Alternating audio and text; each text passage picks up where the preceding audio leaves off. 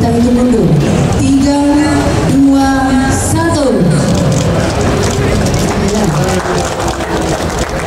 Pos kamling atau misalkan kegiatan penjagaan keamanan lingkungan malam hari yang terbaik, kita kasih penghargaan, bisa seperti itu.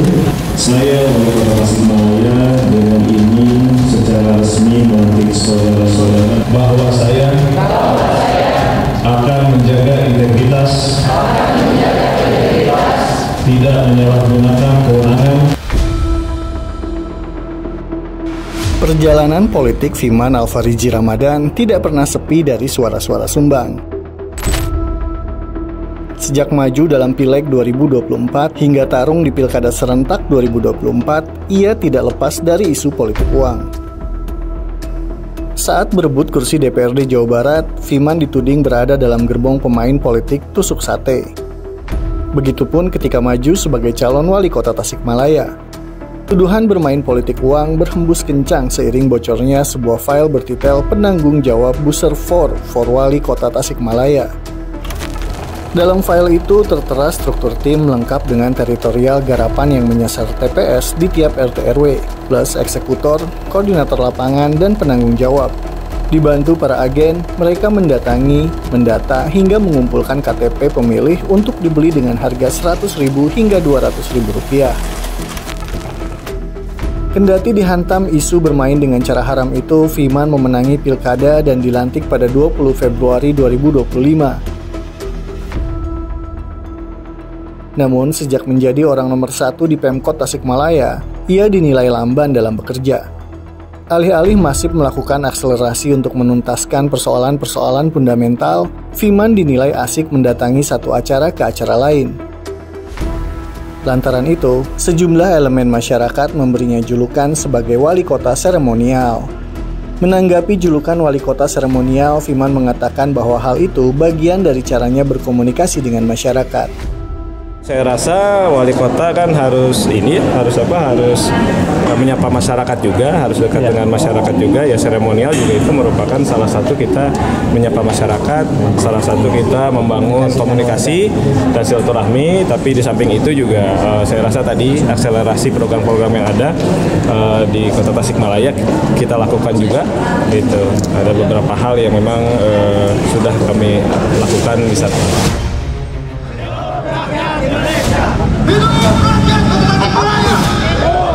Kita kembali sini dengan tajuk turunkan Fiman kawan-kawan. Sejak duduk di kursi wali kota, Fiman tidak pernah sepi dari demonstrasi. Berbagai elemen masyarakat berulang kali melakukan unjuk rasa mengkritisi kinerjanya yang terjebak dalam acara-acara seremonial. Terbaru pada 2 Juni 2025, Aliansi Suara Rakyat dan Mahasiswa Tasikmalaya menggelar demonstrasi untuk mengevaluasi 100 hari kepemimpinan Fiman.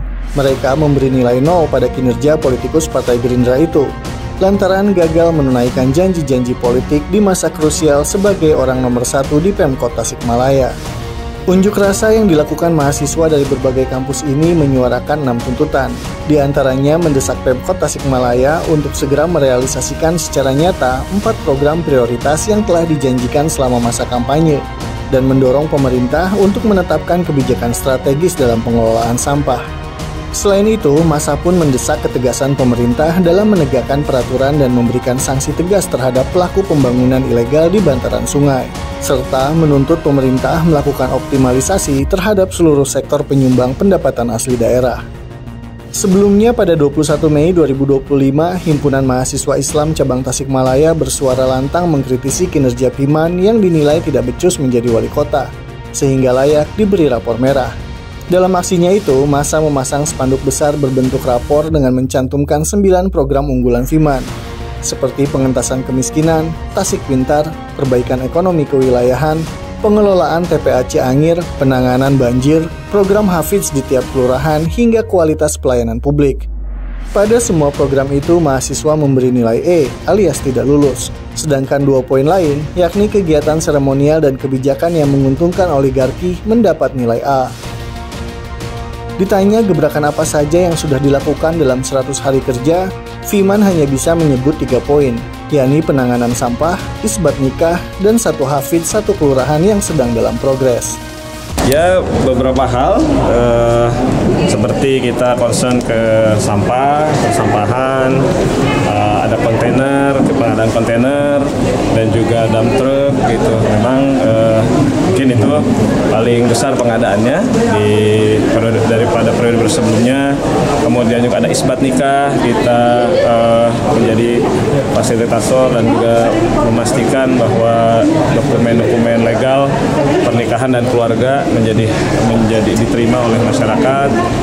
Kemudian juga sedang memprogres menjadi wan kelurahan, wan hafiz di sana. Ya hal-hal tersebut yang pasti akselerasi pembangunan Kota Tasikmalaya sudah kita garap sebelum RPJMD disahkan.